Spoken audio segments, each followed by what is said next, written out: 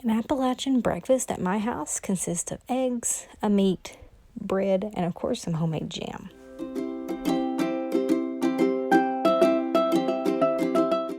Since it does take time to make cut biscuits, I mostly make drop biscuits or Dodge bread. I start sausage in a well-seasoned iron skillet. Sausage cooks quicker than bacon, and it produces seasoned grease, which I like to take to fry my eggs in.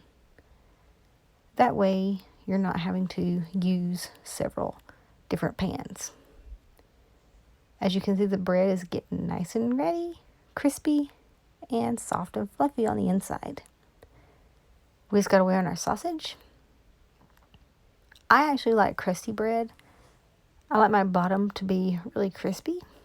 That way, it holds up very well when I cut it in half.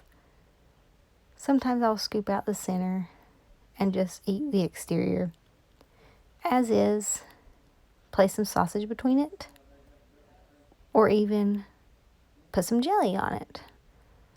So it is important to drain the grease off. I don't like greasy sausage. But as you can see, there's a lot of grease in the pan, and we're going to take that to make our fried eggs.